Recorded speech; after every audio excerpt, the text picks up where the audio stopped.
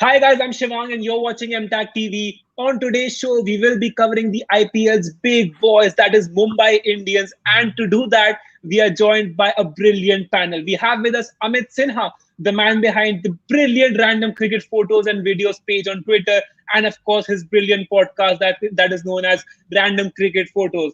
And of course, we are also joined by the excellent cricketing brains of Abhinav and Saahil. It's a pleasure to have you guys on the show. Uh, Pleasure. Now, Pleasure to be here, guys. before we get started, I think us as Indians, we are not particularly excited about Christmas Eve. We are not particularly excited about New Year's Eve. But boy, are we excited about IPL Eve. The action starts tomorrow. The first match between Mumbai Indians and Royal Challengers Bangalore. How are we feeling? Take it over, Amit. What do you think? Well, I think I was telling someone that my father is very excited because, in all these days, to have two IPLs within 6 months, there is so much to talk about suddenly. There is so much to look forward to. Every day is a festival now. So yeah, it is. And that's true for everyone, especially in times like these, because we are not socializing much. We are stuck in our homes. So, uh, and that this thing gives something to all of us to connect on, to talk about. So everyone is excited. Everyone is happy about the IPL happening. Absolutely. What do you think, Sahil? More than excited, I'm just a little worried. I just hope that this IPL 21 goes glitch free. I just hope it Right. doesn't go the PSL way. I just hope that it in these 40-45 days, goes glitch free. We have a glitch free IPL. Yeah. Abhinav, what do you think?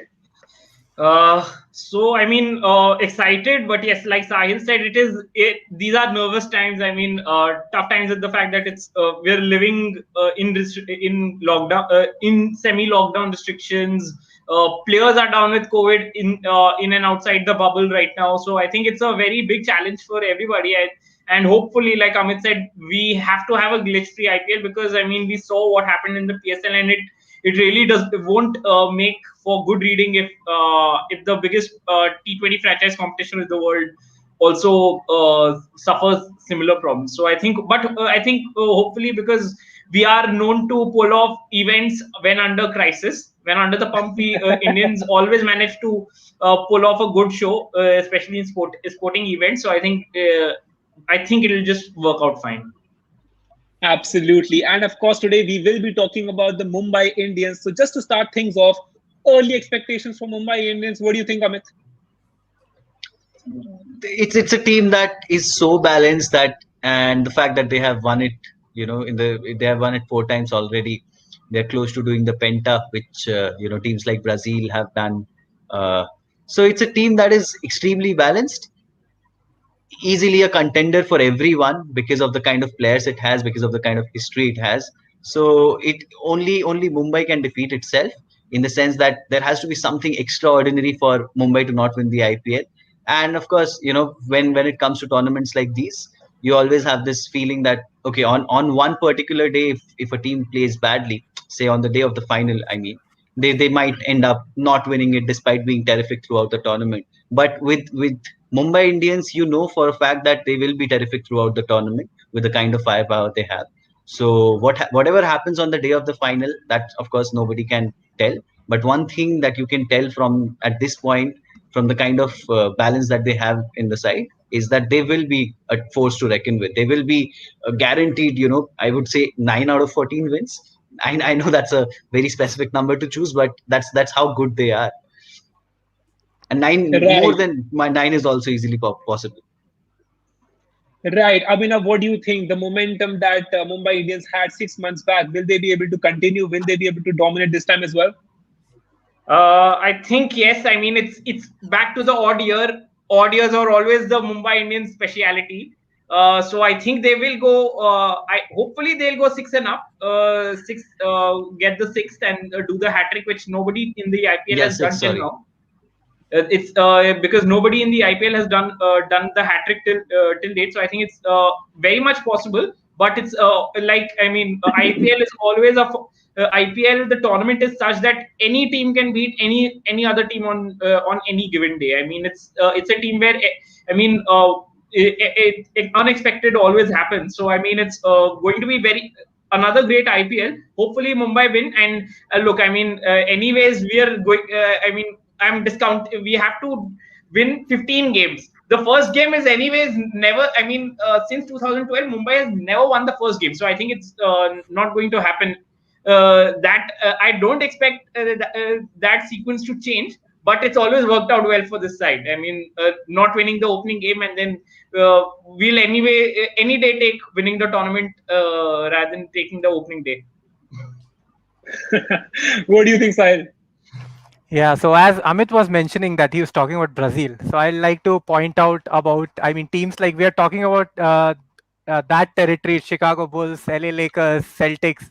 So, I mean, they have a chance to do the three-peat. And even if you see the players like Pollard, I mean, I remember him talking about that. He said that we are the best T20 franchise in the world. And even R. Ashwin had a thing, if I'm not wrong, in 2011 when Chennai won it twice in a row. He said that we are the Manchester United of IPL.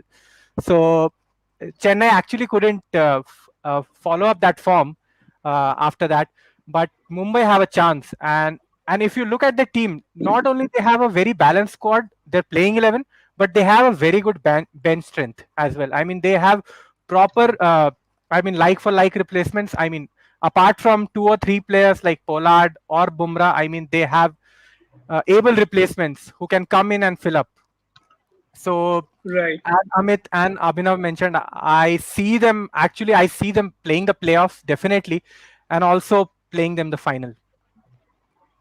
Right. You guys mentioned Brazil. I think if there's one team that I can draw in comparison to Mumbai Indians, that's probably Manchester City. You know, with all the big money and everything going on, and so the success rate quite One high. correction.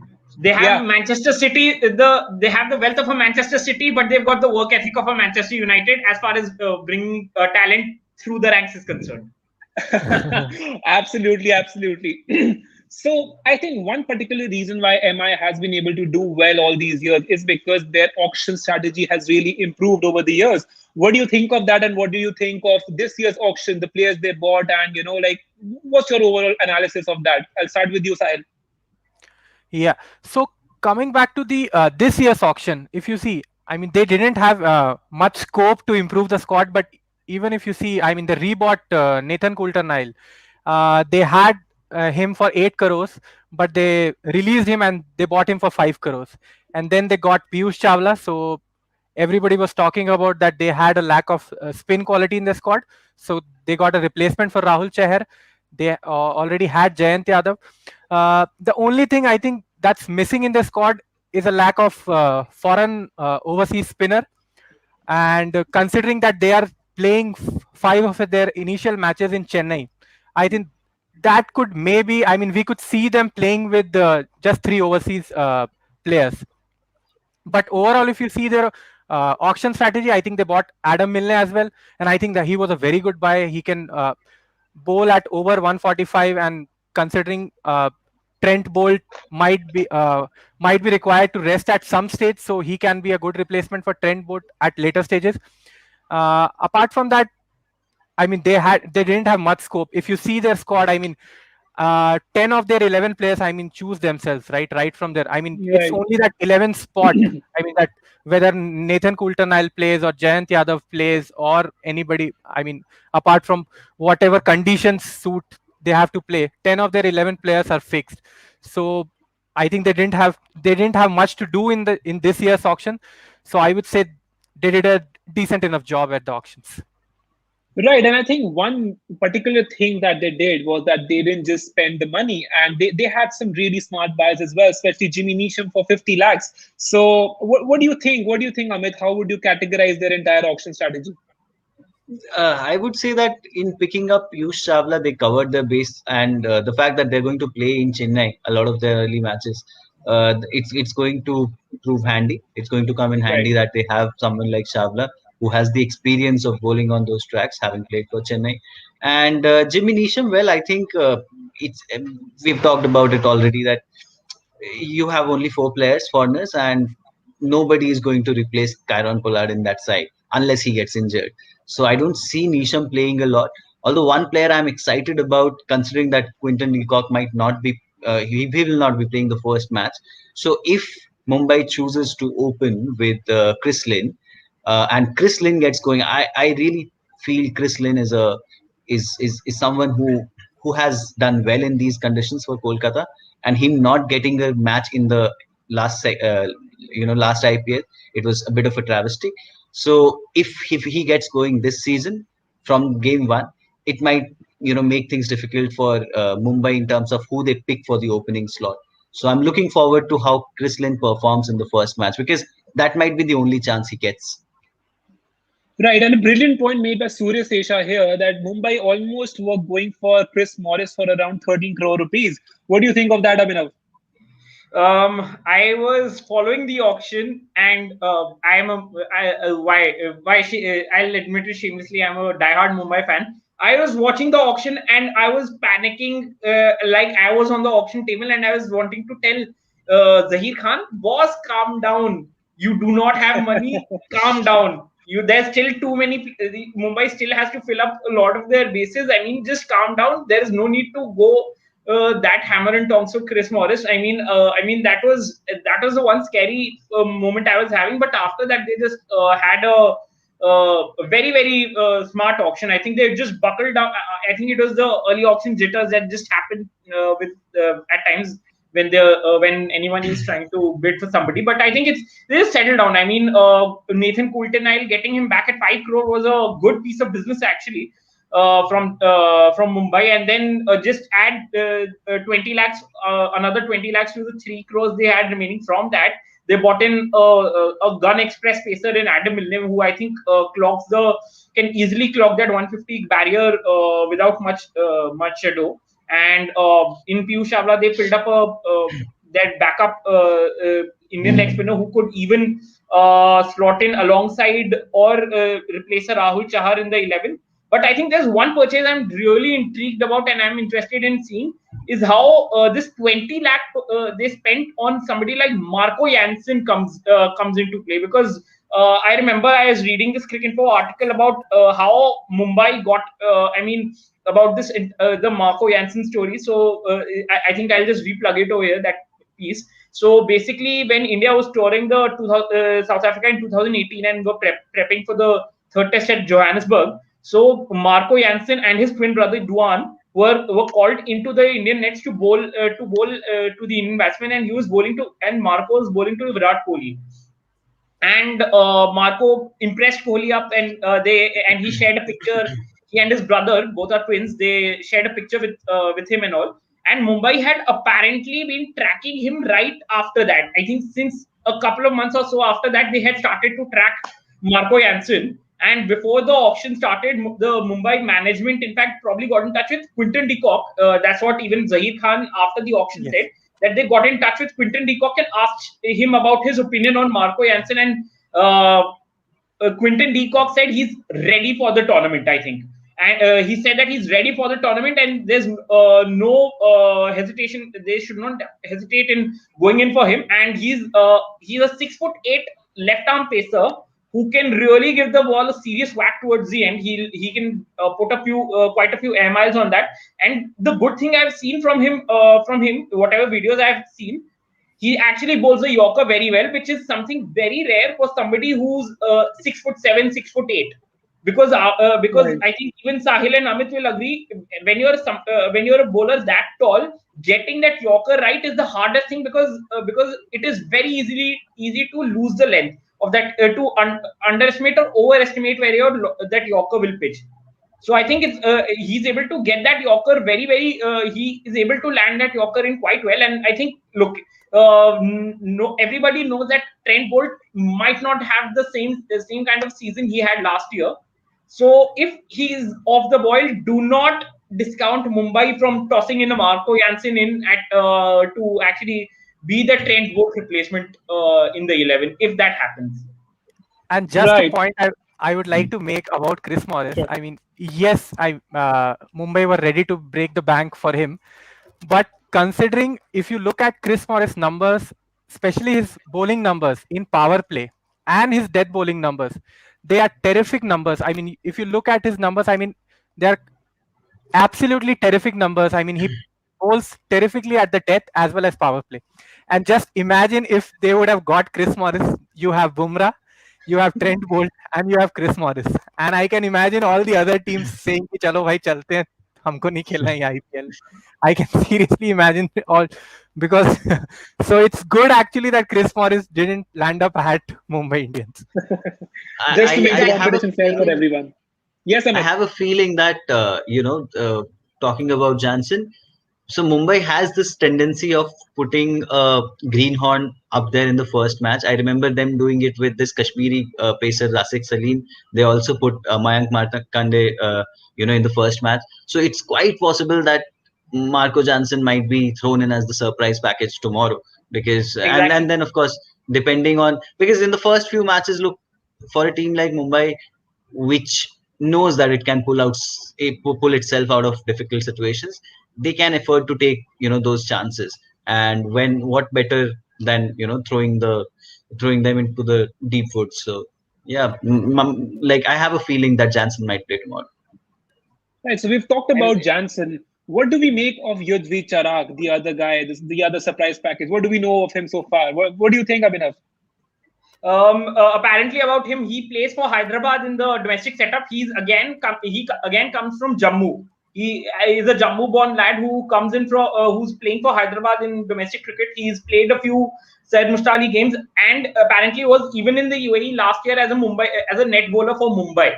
So Mumbai had him around the setup and they had seen how he bowls. So I think it's another good pick they've made. I think he bowls. He's a right-arm pacer who gets the ball to swing around a fair bit and has a pretty mean bouncer on him. So I think it's a very interesting, again, one of those good, unassuming domestic picks that you might just see them clicking for them. And that actually reminds me, the Marco Jansen and Yudhvir Charak purchases. It reminds me of what Joy Bhattacharya sir mentioned on Crickbuzz Live after the during the course of the auction.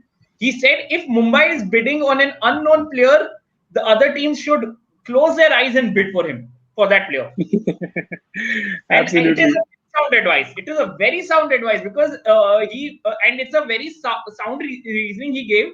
There are two reasons. Either you will make that player unaffordable for a Mumbai to get him, or you will suddenly increase the interest from other teams that they'll want to jump into the bidding process. And because we know how good Mumbai's scouting system is, I think it's just quite it might not be a bad punt that Mumbai just throw in somebody like a Jansen or a Yudhvir Charak in their very first game. And in fact, even Sandeep Malhotra's comment does say Mumbai have an amazing scouting system. If you see them bidding for an unknown player, you simply have to bid for that player too, which is exactly what he did say for what Joy Bhattacharya even said. And Surya has also said the same thing, that he was a net bowler for for this team in UAE. So basically, it was a PPO that he got. He was essentially given a PPO after impressing during internship, which I think a lot of us will relate to through our days in college. Right. So I think we keep talking about the players that MI have, the coach and everything. But these are the players that are in front of the scene. What about the people who are behind the scene, the coaching staff and the scouts and everything? What do you think their role is, and how important is their role in Mumbai's success so far in the IPL? What do you think, Amit?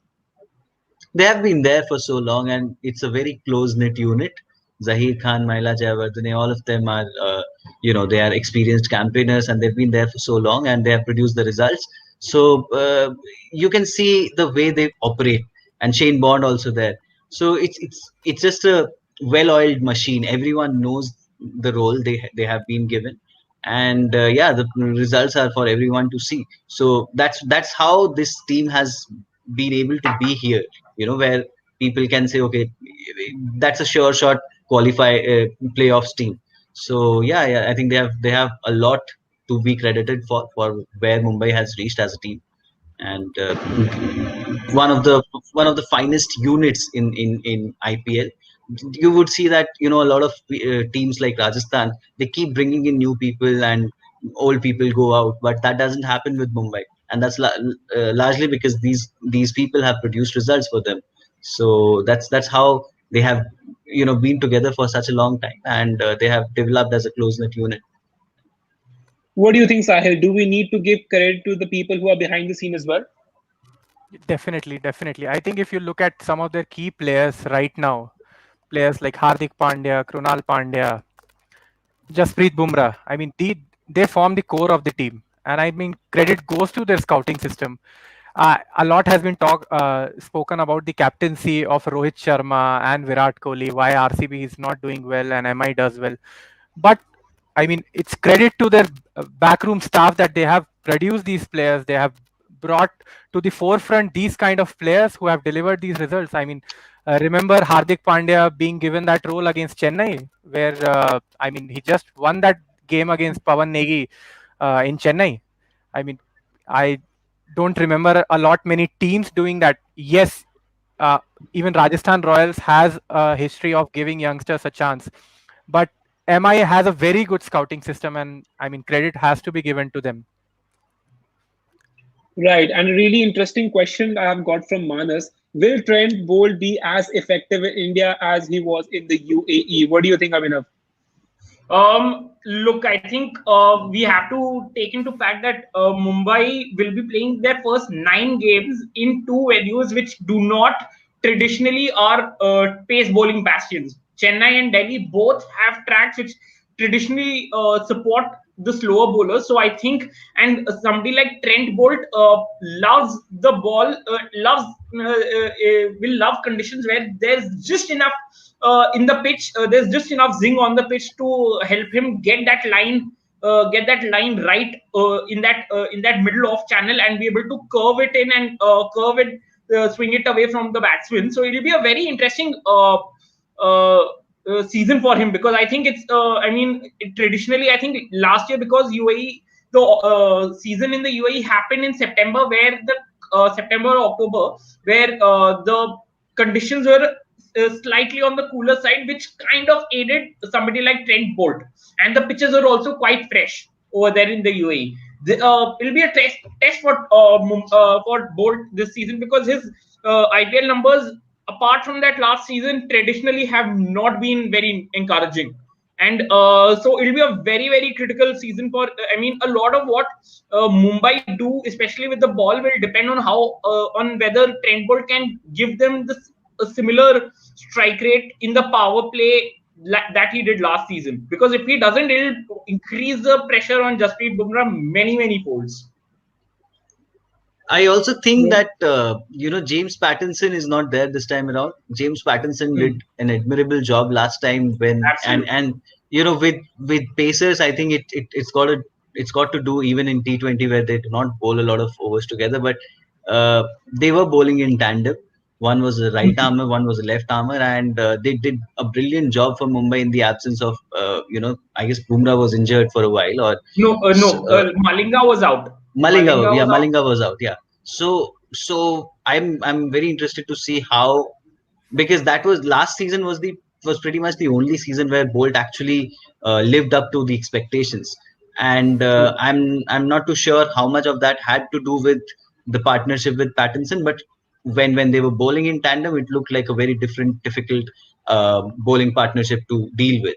So I would be interested to see how he partners with someone new and not Pattinson.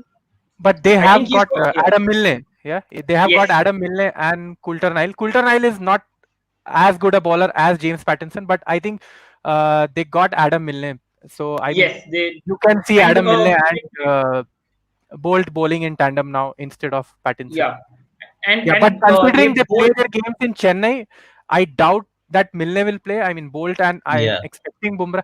And also, what you have to consider is that Pandya will be bowling again, Hardik Pandya. Yes, Right. Because yes, yes. he started bowling again. And we saw Pollard also bowling in UAE last year, and he bowled really well. I mean, he can really give you those 2-3 overs in the middle overs. And with Pandya bowling, so MI will be tempted to play that extra spinner, maybe Piyush Chawla or Jayant Yadav, especially in Chennai Al- in those Right. initial Also, 5 games. Right.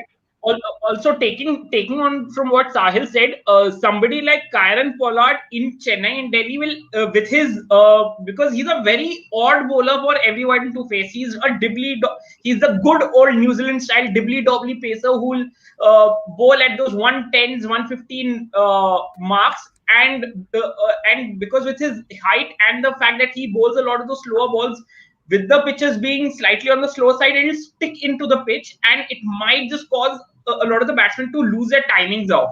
So it'll be it He might got just be ABD a out. He got yes, ABD out of a very bad delivery last year. yes, Yeah, like yes, absolutely.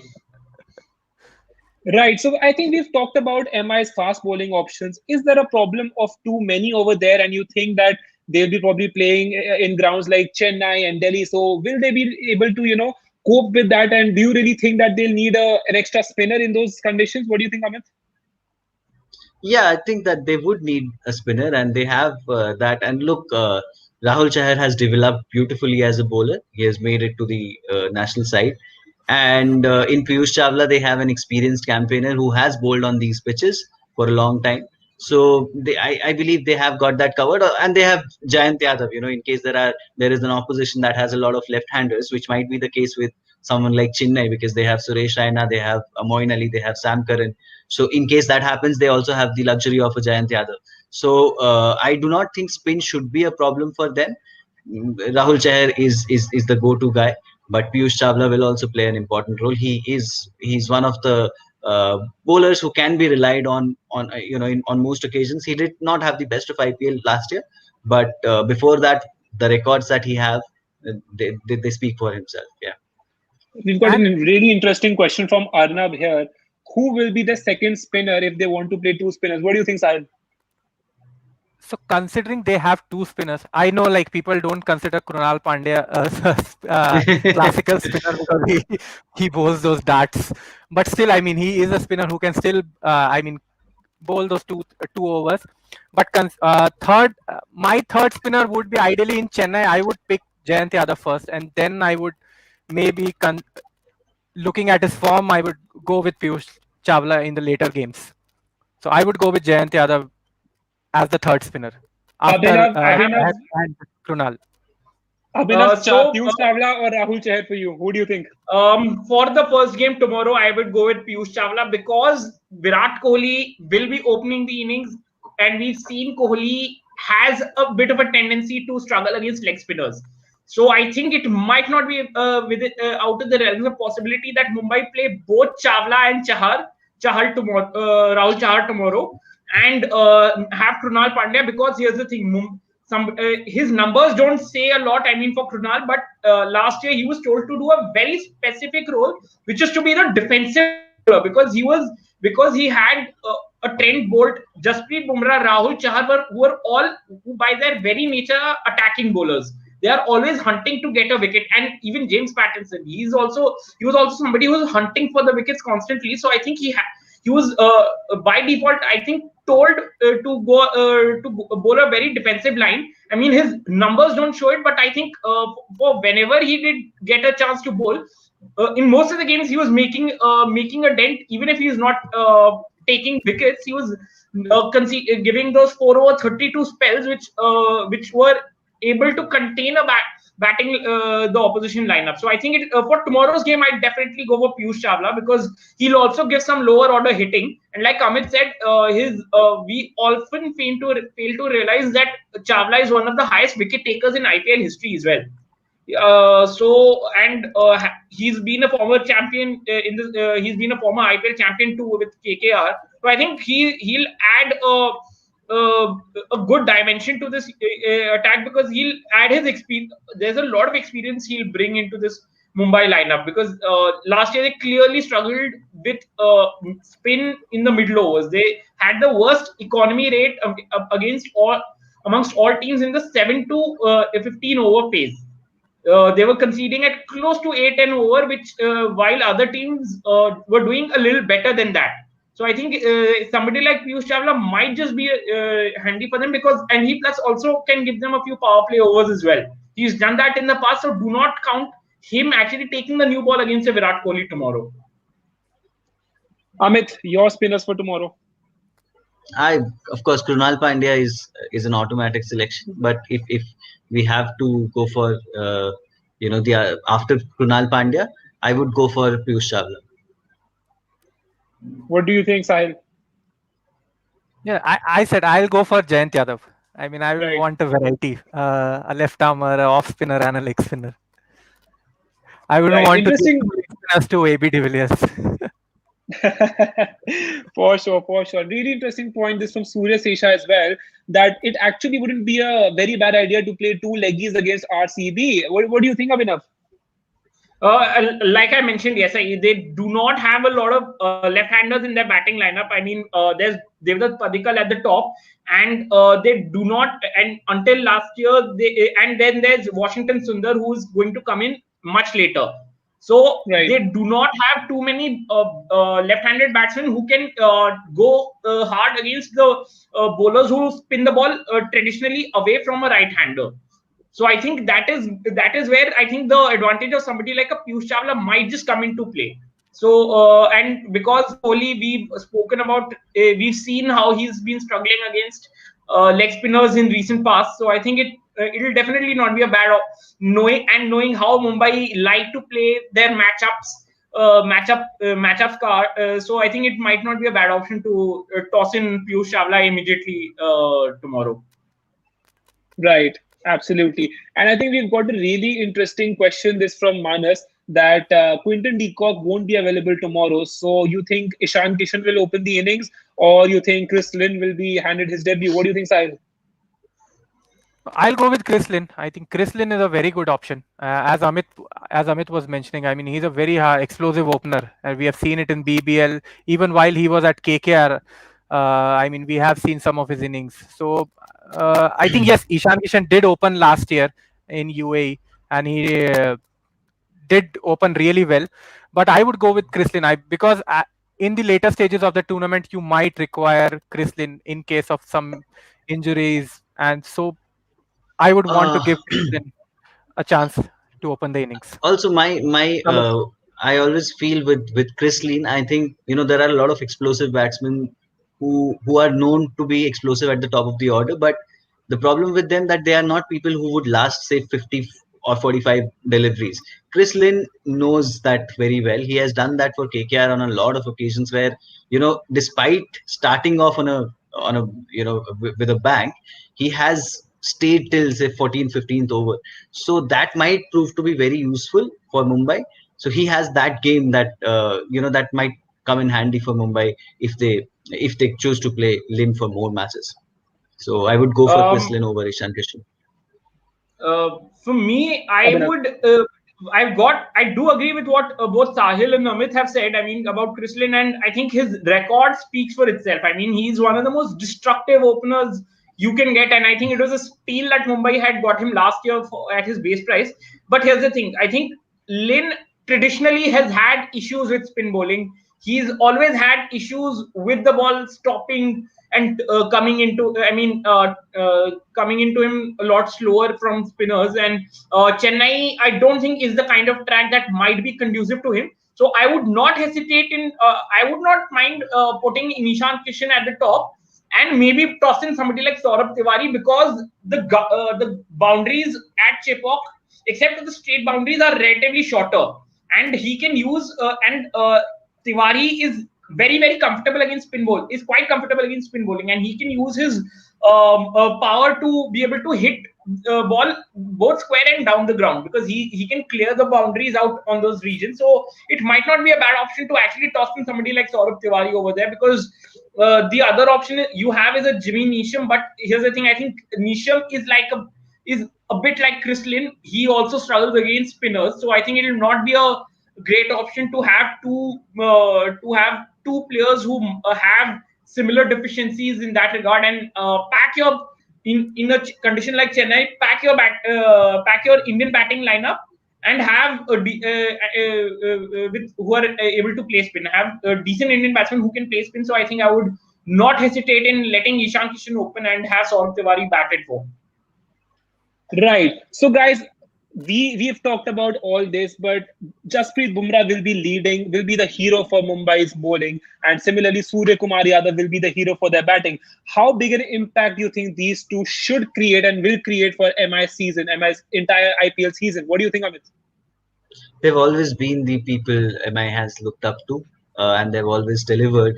And yeah, I don't see this season to be any different. And also the fact that now that Surya Kumar Yadav has made it to the national side, he will be playing with a different confidence altogether. Although with Bumrah, I would like to see him because Mumbai has got people like Milne and Trent Bolt, and a lot, and the fact that they're going to play a lot on the turning tracks. I want to see how they balance his workload. I do not see him playing all the 14 matches. I think Mumbai would like to keep him fresh for the. Of course, as I said that they are in all likelihood going to play the playoffs. So I'm interested in seeing how they manage his workload. But yeah, Surya Kumar Yadav, of course, he's going to be an important component of that middle order, and we might see another 450 run season from him. That's a big statement. What do you think, Abhinav? I agree with Amit completely. I think Surya Kumar Yadav was the breakout star for Mumbai. I think last 2 seasons he's been the breakout since the time he's returned to Mumbai Indians. I mean, in 2018, I mean, first season he opened for a majority number of games and actually has the record for the highest run tally for any uncapped Indian batsman in IPL history. He's got 512 runs in that season, and nobody till now has been able to breach that mark in the last couple of seasons. And he's improved his game against spin, especially on offside, markedly by a marked difference. I mean, last year you could see him taking a lot of the spinners on through the offside, playing a lot of the inside out shots and all, and he's developed that game really, really well. So I think it's helped him make a lot more. It's made him a more all-round batsman in that regard. So I think his presence in that as a number 3 will be supremely critical. And like Amit said, he's going to be in coming in with a lot of confidence because of his debut for India recently and how brilliantly he had performed for them in the couple of innings he actually got to bat, and just how comfortable he looked on the international stage. He'll be carrying in a lot of confidence, and he could be a dark horse pick for an orange cap this season, especially just going by the fact that he's in such good form. And like Amit said, I mean, Bumrah is there's no debate about how big a personality Jasprit Bumrah has become for this Mumbai Indians bowling lineup. I mean, after Malinga, I think he's immediately taken that leader role so seamlessly. I mean, since 2017, in fact, he's seamlessly taken that job over for Mumbai, and he's. As an Indian cricket fan, I would want to see him preserved in cotton wool. Just put him in a bubble wrap. Just keep him safe. Exert him when Mumbai should exert him when it's needed, and not when it's not needed. I mean, just that's why I mean, win 9 out of 13 games as early as possible, so that you give Bumrah enough time to just take a chill and relax and have a pina colada after that. Especially with the T20 World Cup coming up. What do you think, Saahil, the impact of Surya Kumar Yadav and Jasprit Bumrah? Yeah. So about Surya Kumar Yadav, I think he bats at the most difficult position in T20. If you look at number 3, I mean, batsmen have to look at which time to attack and how do they pace their innings. I mean, if you look at openers or players who bat at 5 or 6, they know their roles. But at number 3, you have to come at different points. Your entry points are different, and then you have to decide. You have to pace your innings. And I think Surya Kumar Yadav in the last couple of seasons has done a brilliant job for MI. And hopefully, I mean, he'll do a good enough job this year as well. I would like to talk about Jasprit Bumrah. We have all seen that Mumbai Indians has a brilliant squad, but if you take out Jasprit Bumrah from this squad, I think Mumbai Indians will look a little on the shorter side. I would say that you wouldn't count them as a favorites. You wouldn't say that they will make the playoffs without Jasprit Bumrah. I mean, True. even his role is very defined. I mean, Rohit Sharma asks him to bowl 1 over in the power play, then he comes to bowl either 11th or 12th over in the middle overs. And even, for example, if you need a wicket of a Ben Stokes or a Virat Kohli or a AB de Villiers, Rohit Sharma gives the ball to Jasprit Bumrah. And then he has those 2 overs at the death where he bowls those Yorkers, slower ones, and he gives you those wickets of KL Rahuls and all. So without Jasprit Bumrah, I think he's the marquee player for Mumbai Indians. I mean, anything that is said about Jasprit Bumrah is less, I would say. We all love Jasprit Bumrah, and I think we can and we should put a like host an entire show about him, and we wouldn't be out of content for sure. But I think we have a really interesting question from Namit Gulati here. He's asking, do you think neutral venues for all matches will have an impact on the result? What do you think, Sahil? Yes, I do think. I mean, this would be a very big test for all the teams. That how do you cope? Because uh, historically, if you see, I mean, teams like to even if you look at their auction strategies, their scouting strategies, they depend on how do they. And one of the bigger reasons why CSK failed last year at UAE was the reason because they were not playing at Chennai. Right. So this is one of the reasons. Would be a big test for all teams that how do they cope up with these kind of challenges like we are talking about Mumbai. How do they, because they don't have a quality spinning lineup, for example like a DC have like Akshar Patel, R Ashwin and Amit Mishra. So how do they cope with that track in Chennai? So that would be a good test for, I mean, all teams. So definitely conditions will play a big role this season, and that would make this season a little bit unpredictable as well. Amit, neutral venues, what do you think? Absolutely, they will make a lot of difference. And one team that I'm looking forward to, see perform, and I think it will have an impact on their performance is Delhi, because Delhi, considering the fact that they have people like Nokia and Rabada, they didn't have pitches that suit them the most in Delhi, right?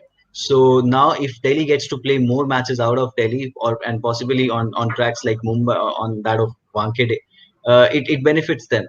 So yeah, it will change the equation in a big way. What do you think, Abhinav?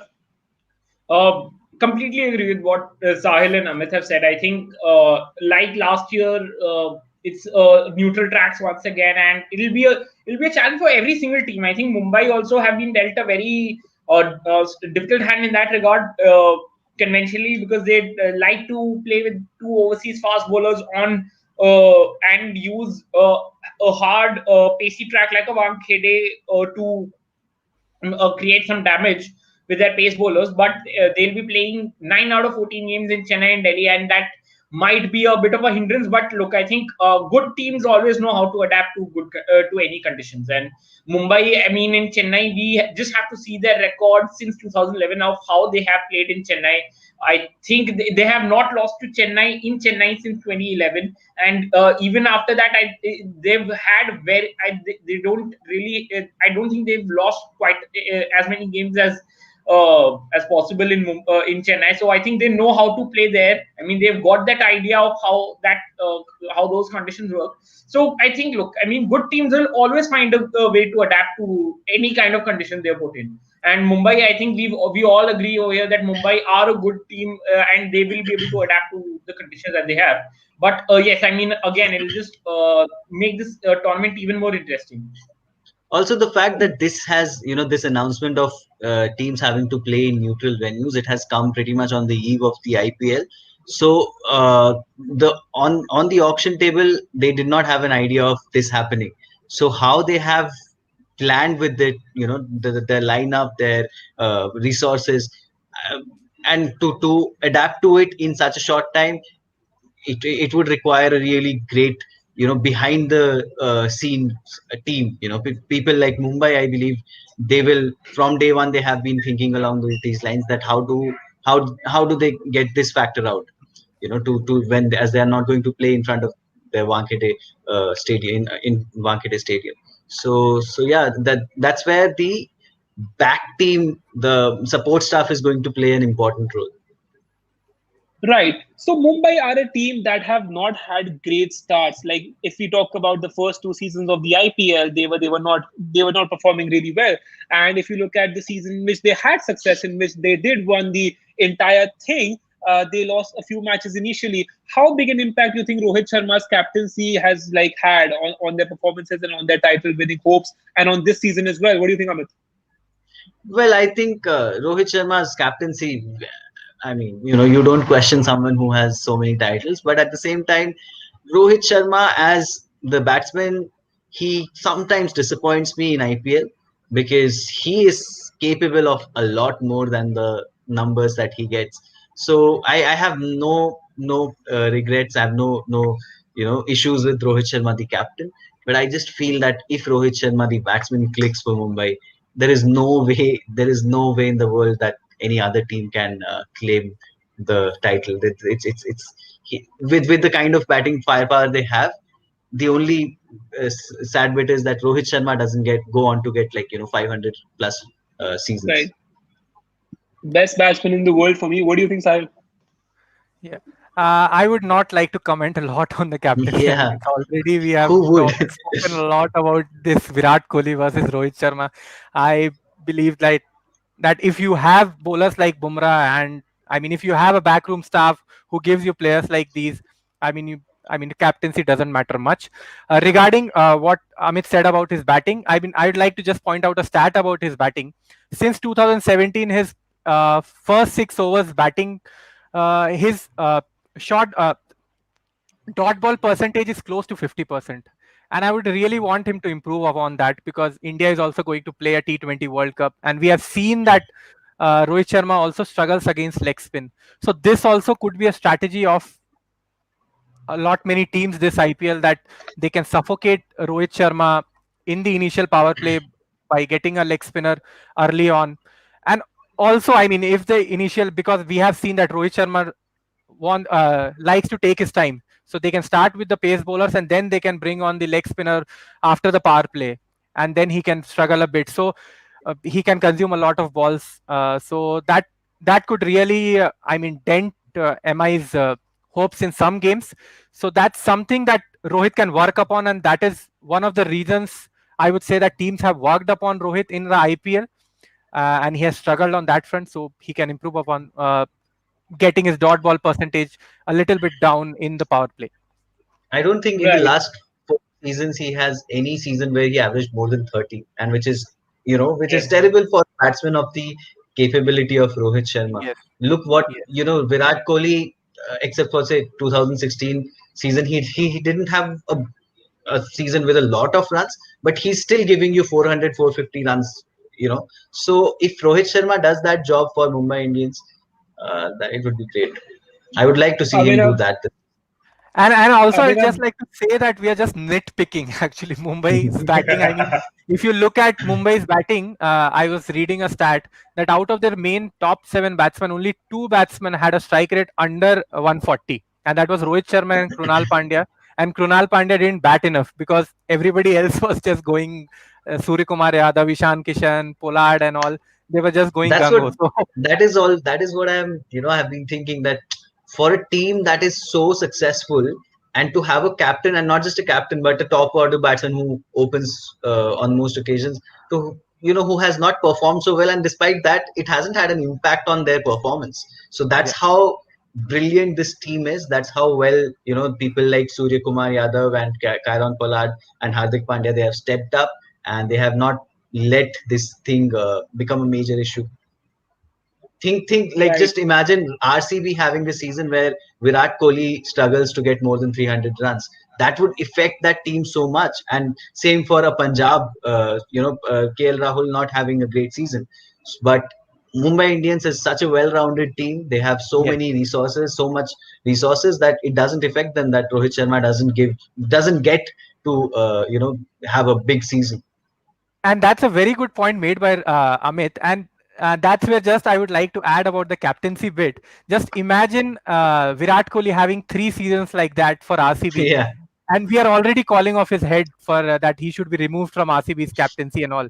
But here we are talking about Rohit's captaincy, that he's such a wonderful captain and all that. But he hasn't at all performed as a player to that level. I'm not criticizing Rohit as a batsman. I mean, he's a wonderful batsman. I love him as a player. I mean, a big fan. But I'm still saying that's why I think that this captaincy bit, I mean, we should give it a rest. Generally, the Good. opposite happens, right? A lot of people perform great for their club and do not translate that on the big stage. Somehow, it's different with Rohit Sharma. He does the great. He does brilliantly for India, but for Mumbai Indians in the last few seasons, I don't think he has lived up to his potential. Right. What do you think, Abhinav? Completely. I think whatever had to be said has been said by both Amit and We had a Sahil, and little they've been. debate here about Rohit And Sharma and that's his actually inconsistent. good. I think I really don't have a lot to say because they've just summed it up so beautifully. But yes, I think Rohit Sharma, the batsman, is due for a big season. He's definitely due for a big season because I think since 2017 he has not really been amongst the runs. Last 3 seasons, I don't think he's had 300 plus run seasons even. I mean, his average has been under 30. His strike rates have been under 130 as well. He has to step up as a batsman, but as a captain, I think, look, I mean, he's just been peerless. I mean, he's been a good captain of a very, very good unit, and he's been able to marshal those the resources he's had. He's just marshaled it so effectively because I think he's just understood how the format of the IPL and in fact captaincy kind of works as well. So I think he's been able to do a lot as a captain. I think the batsman, I think, needs to have a big season because if he steps up as a batsman, I think, look, I mean, the other, like we said about Mumbai getting a Morris, if Rohit the batsman steps up, I think, look, other teams would just want to pack up and go home because because otherwise because there'll be no chance for them to get back into the game. Rohit Sharma, if you're watching this, it's Sahil, it's Amit, and it's Abhinav. I didn't say anything. I didn't say a word. Right. So moving on, another auction pick for Mumbai Indians was Arjun Tendulkar. Surprise, surprise! Mumbai Indians bought Arjun Tendulkar. What can we expect from him? Will he get a game? What do you think of that buy and his potential performance in the season, Amit? I have have vehemently defended his selection. I Right. would stick by it. I think that for the management, he has been around with them with the team for a long time, so they must have seen something in him to uh, you know to at least take him in the side. But having said that, look, they have too many bowling options. They have Dhaval Kulkarni also in the wings. So in case some injury happens to Jasprit Bumrah or they want to rest him, Dhaval Kulkarni is someone who's the experience of playing more than 10 years in IPL. So I don't see Arjun Tendulkar getting a chance unless they have won like 12 out of their 12 matches, and then the two matches in the end do not matter to them at all. So maybe in that case, Arjun Tendulkar gets a chance. But having said that, he's like too far down the pecking order.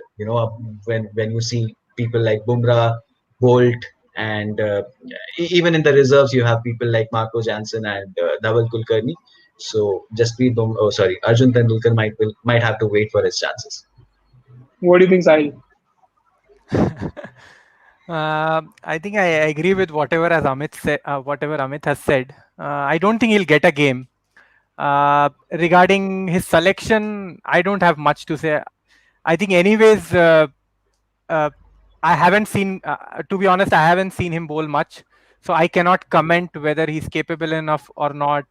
Uh, or not. Even regarding the domestic matches, I mean, these days, whatever games I've watched, Vijay Hazare or Syed Mushtaq Ali, I mean, I'm not in the right position to comment, but yeah, his selection was always going to create a lot of controversy. Uh, but yeah, that's it.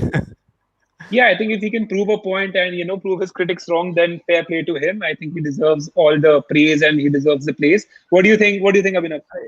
Yeah, just a quick Um, point that I will want to make regarding his Yeah. selection, just uh, around this whole nepotism debate. That, see, I mean, that's always going to be there. I mean, what else do you expect? I mean, will Sachin? I mean, he will always have that advantage, right? He will have. I mean, he will always have Zahir Khan's number at his disposal, right? He can call Zahir Khan and ask for whatever tips he has, right? A casual bowler bowling at a Shivaji Park won't have that luxury. Definitely, I mean, he has that privilege. We have to acknowledge that. I mean, But what else can we say? I mean, should Sachin not provide his son that privilege, or should that privilege be taken away from him? I think that would be unfair. So I mean, that's all I have to say on that. Eventually, look, you can't keep on performing poorly and still be selected. That's so, as Surya says here, that sports commands a great level of meritocracy. So let us judge Arjun by going by his performances. So unless we get a chance to see him perform, I don't think we should, pull him down. At least he's just a youngster. Absolutely. It's not his fault where he was born. So, and if he has a passion, let's give it wings. Let's support him. Abhinav, do you agree? Completely agree. I think Amit has just said it so beautifully. I think his birth is not. I mean, if he's born in the Tendulkar household, it's how is it his fault? I mean, sometimes destiny always think there's some things that destiny always just plans for you, and you do not have any control over it. And I mean, it'll be wrong to say that there's. I mean, nepotism, like it or like it or not, it exists in every field and all. And I think we should not go into this entire nepotism debate. Let's just, and like Surya beautifully said, I think let's just judge him by his performance and not the surname. I mean, because if we start judging by surnames, we degrade ourselves as people. I think it's going to be very very sad if we start pulling him down just because he happens to be a Tendulkar.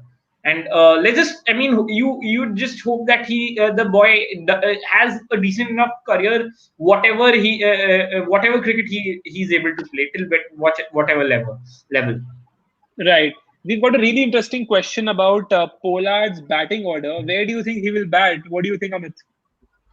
I don't see that changing. That has remained that way for so many years, and that has a reason because he and it's Pollard is the kind of batsman. Even if he comes in at in the 12th over, or if there is a top order collapse and he has to come in before the time he generally comes in, he still has the ability to play out those overs and go big guns in the last few overs. So Pollard has that role in that batting lineup, and I don't see that changing. And considering that you have people like Surya Kumar Yadav, Rohit Sharma, and Ishan Kishan, Quinton de Kock, I don't see a reason that someone like Pollard has to be pushed up. Pollard and Pandya, they together are the they make that very important.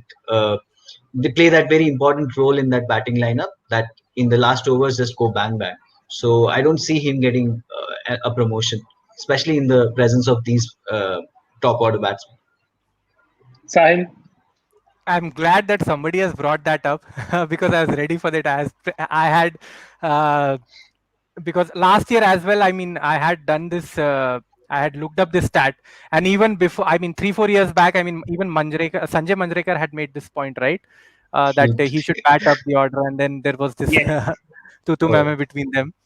So if you look at their stats, if you look at Pollard's stats, right? So when he bats in the first 10 overs, I mean, his strike rate is like below 100. So I mean, he Yes. really doesn't bat that well, and so and he's very unsure when he comes to bat, like at number 4, or when he comes before the 10th over mark. So he only gets going after the 14th or the 15th over, even when he comes to bat before the 10th Exactly. over or 11th over.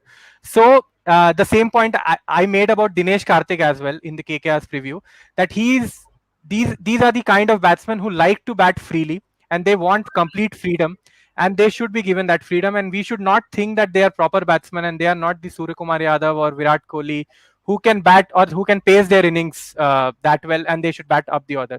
So I think Pollard is batting position is completely fine for MI. I mean, if you see last 10 years, I mean, he has done the job for Mumbai. So why do you need to tinker something that's going so well for them? That, So you need to change something that's not working. So if something is working, Mhm. Surya Kumar Yadav is batting so well. Kishan has done so well at number 4.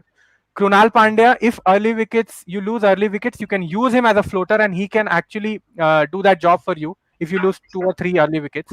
So I don't think that Kieron Pollard needs to bat up the order. He's batting, his position is perfectly fine. What do you 16 think, to Abhinav? 20 overs for Mumbai. So just to add, 16 to 20 Yeah, yeah. overs for Mumbai has to be the PP. Either has to be Pollard or Hardik Pandya, or Pollard or Krunal Pandya, or Krunal Pandya and Hardik Pandya. Those 4 overs are meant for them. Before that, and they're sensible players. Like just as Sahil said, that even if they come early in the innings, 11th over, 12th over, they will take their time. They will not go bang bang right from the ball go, no matter how much capable they are. So that's a strategy that they follow, and yeah, it has worked for them. So there is no reason for that to change. And also, there's a chance if they come at the 10th or 11th over, and if you have a Rashid Khan or a spinner like R. Ashwin or Amit Mishra bowling, they might get these Pollards and Pandya out, right? If you bat them up True. the order, and then you don't have anybody left to do the power hitting at the end of the overs. True. So basically, I Abhinav. mean, I'll take, yeah, I think Amit and Sahil, again, I think they've just beautifully put it. I mean, that like Amit said, that 16 to 20 over phase is the PP phase. I'd say, to use the popular BBL terminology that's coming, that's their power surge phase. That's a power surge phase for Mumbai. And to use that popular Iron Man phrase, if Mumbai is the Iron Man suit, the that engine room of Hardik, Krunal, and Pollard is that arc reactor that powers Iron Man. So I think, and the entry points for Pollard have to be very, very precise. I think, and Sahil has was right even in that KKR episode about DK, and even here, I think they have to time the entry of somebody like Kieron Pollard very, very properly, because if you push him a little further up the order, and if he comes into in the first 10 overs, his effectiveness might not be there. He'll not be the most effective batsman in that phase, I think. And if he's not the most effective in that phase, it only hurts Mumbai's end overs charge, because I think that is where Mumbai always dominates every other team in that 16 to 20 over phase, because they've got those three big hitters lined up at 5, 6, 7. I think teams, any IPL team would kill each other to get that 5, 6, 7 with them, because I think it is unmitigated power, and Pollard is just it's just so brutal against anything,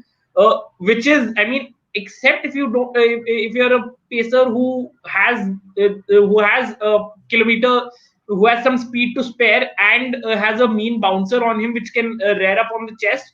If you're any other type of bowler, you are wine and cheese for Pollard.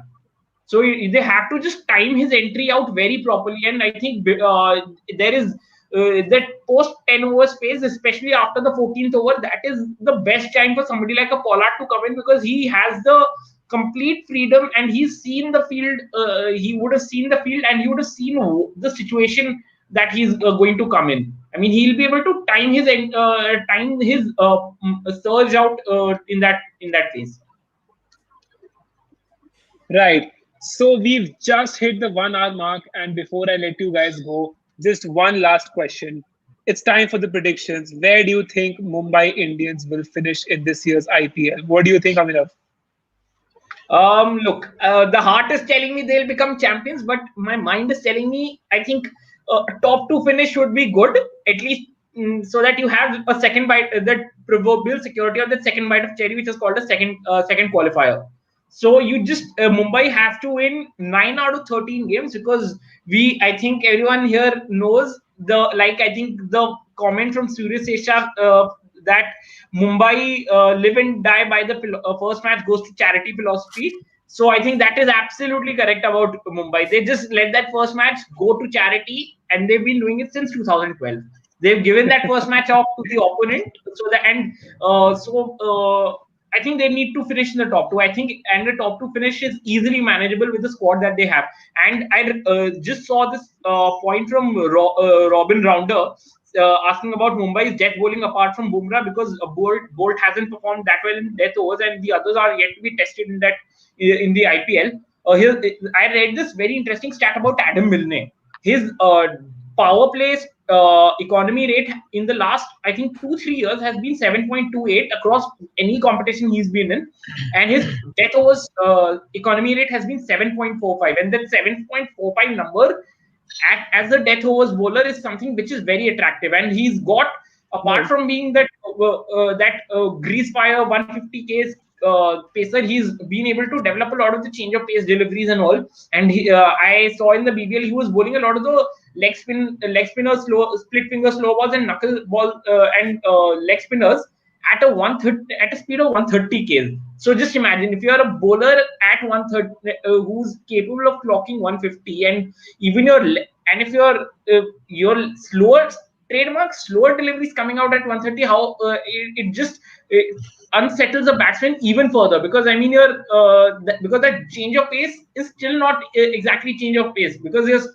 is still put a batsman off. So I think Mumbai's death bowling should not be a concern. And like we discussed our playing 11s, I think for tomorrow at least they need to go. For me, it will be a 11 of Rohit and Ishan Kishan at the top, Surya Kumar Yadav at 3, Saurabh Tiwari 4, Paul. Then that engine room of the three Ps, the Pandya brothers and Pollard.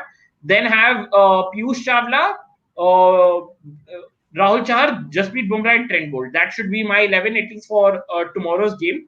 And Jayant Yadav is that ultimate matchup card that Mumbai often use, and I think he's been there. I think IPL history's most successful matchup card has always been Jayant Yadav. You toss him in against any opponent, he just has the. I think it's not going to be wrong to call him the older one. He's the older version of Washington Sundar in terms of age, because he bowls the same sort of length, and he has the same sort of effectiveness. So it's a luxury that Mumbai are. I mean, again, it pays down to the fact that Mumbai's brilliance post-auction, that they got him on a post-auction trade in 2019, and he's been effective for them. So I think he'll get a few games, especially against the Delhi Capitals. I mean, sorry, the Daredevils just came out of my mouth. Steve Smith reminded me of that.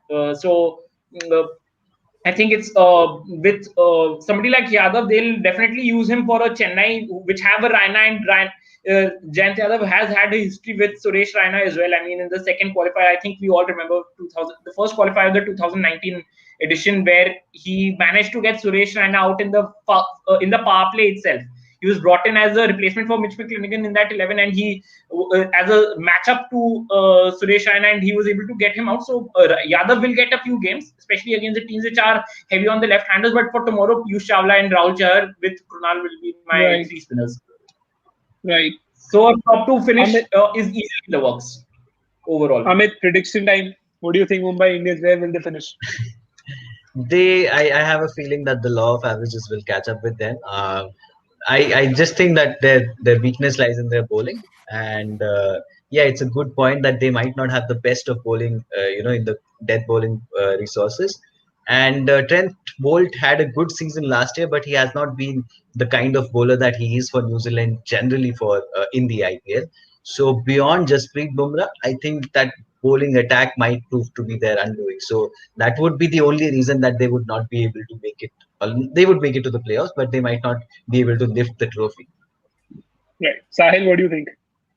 I think they'll make the top two, and then it's anybody's game. So I'll say it's a top two finish again for Mumbai Indians this time. Right then, guys, thank you so much for joining us on the show. Amit, thank you so much. Saahil, thank you. Abhinav, thank you. And it's a pleasure to have you all on the show. And do subscribe to MTAG TV.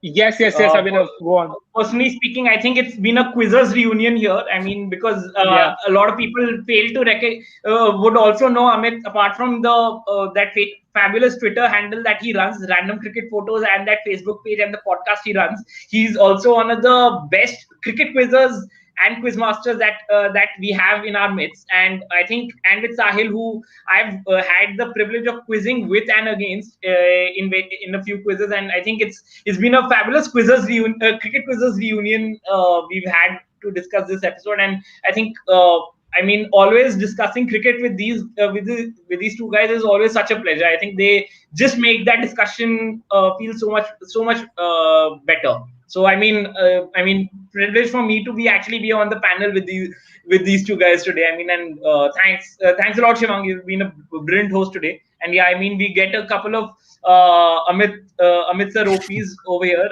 from Surya Sesha and Piyush Zaware. Big fans. I think. And if you just see what he does, I think you will not you just understand why he's just that good. I think he's I mean, legends come rarely, and he's one of those we have. Okay.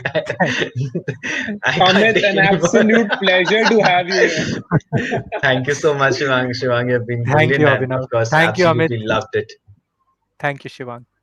Thank you. Yes, see you on the other side. Thank you so much, and Bye do check bye. out our website for amazing content and some great posts. And do subscribe to our channel MTAG TV. See you on the other side, guys. Thank you. Bye bye. Welcome. Welcome.